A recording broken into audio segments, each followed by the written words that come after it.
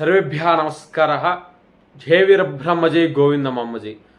ముందుగా శ్రీమద్ విరాట్ పోతులూరు వీరబ్రహ్మేంద్ర స్వాముల వారి పాదపద్మములను నమస్కరించుకుంటూ వాగర్థా వివ సంపృత్తౌ వాగర్థ ప్రతిపత్తయే జగతః పితరౌ వందే పార్వతీ రమేశ్వరౌ.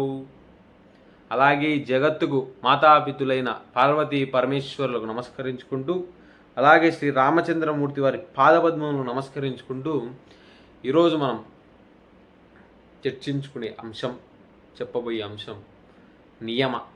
గత రోజున మనం యమ అనే అంశం పైన చర్చించుకోవడం జరిగినది. యమ వచ్చేసి 5 రకాలు. యమ అంటే నైతిక క్రమశిక్షణ అని, మోరల్ డిసిప్లిన్ అని మనం చర్చించుకోవడం జరిగింది. యమ వచ్చేసి ఆ 5 రకాలు ఏమిటంటే అహింస, సత్య, అస్థేయ, బ్రహ్మచర్య, పరిగ్రహ, యమాహ. ఇవి యమ 5 రకాలు. దాని గురించి వివరించడం జరిగింది. ఇలా ఈ యమాలు పతంజలి తన అష్టాంగ యోగాలు ప్రథమంగా చెప్పబడడం జరిగింది. ఇప్పుడు రెండవది నియమ. నియమ అంటే స్వీయ క్రమశిక్షణ, సెల్ఫ్ డిసిప్లిన్ అని అంటారు. ఈ నియమ 5 రకాలు ఏమిటంటే శౌచ, సంతోష, తప, స్వాధ్యాయ,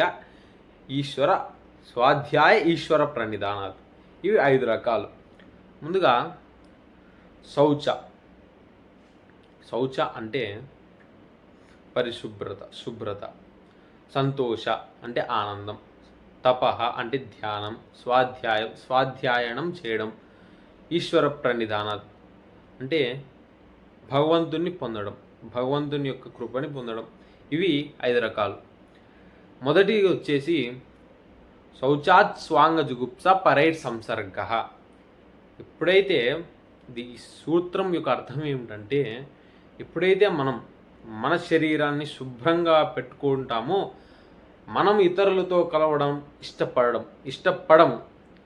శౌచాత్ స్వాంగ జుగుప్స పరైర్ సంసర్గ. మనం ఎప్పుడైతే ఈ యొక్క శరీరాన్ని పరిశుభ్రంగా పెట్టుకుంటామో అప్పుడు మన శరీరం ఇతరులకు కలవడానికి ఇష్టపడము. మరి రెండోది వచ్చేసి సంతోషధనుత్తమ సుఖలాభ. ఎప్పుడైతే మనం సంతృప్తిగా సంతోషాన్ని పొందుతామో అప్పుడు మనం సుఖాన్ని ఖచ్చితంగా పొందవచ్చని పతంజలి ఇక్కడ చెప్పబడడం జరుగుతుంది. మూడోది వచ్చేసి కాయేంద్రియ శుద్ధిరశుద్ధిక్షయే తపసః. కాయ ఏంద్రియ శుద్ధి రశుద్ధిక్షయే తపసః. మనం ఎప్పుడైతే తపస్సును చేయడం మొదలు పెడతామో ఈ యొక్క ఇంద్రియాలు, మన శరీరం కూడా పరిశుభ్రంగా ఉంటాయి, మనం పరిపూర్ణతంగా ఉంటాయి అని పతంజలి ఇక్కడ చెప్పబడడం జరుగుతుంది. మరి నాలుగోది వచ్చేసి స్వాధ్యాయ ఈశ్వర ప్రణిధాన. స్వాధ్యాయ ఇష్టదేవత సంప్రయోగ. ఏదైతే మన ఇష్టదేవత ఉందో ఆ ఇష్టదేవతని మనం స్వాధ్యాయం చేస్తూ ఉంటే ఆయన యొక్క కృప అన్నీ మనకి దక్కుతాయని ఈ యొక్క స్వాధ్యాయ ఇష్టదేవత సంప్రయోగ అని ఇక్కడ పతంజలి ఎంతో బాగా వివరించడం జరిగింది. సమాధి సిద్ధిరీశ్వర ప్రణిధానాత్. ఎప్పుడైతే మనం భగవంతుణ్ణి ధ్యానిస్తామో ఆ ధ్యానం వల్లనే అతనికి పరిపూర్ణత అనేది దక్కుతుంది. సమాధి సిద్ధిర్ ఈశ్వర ప్రణిధానం.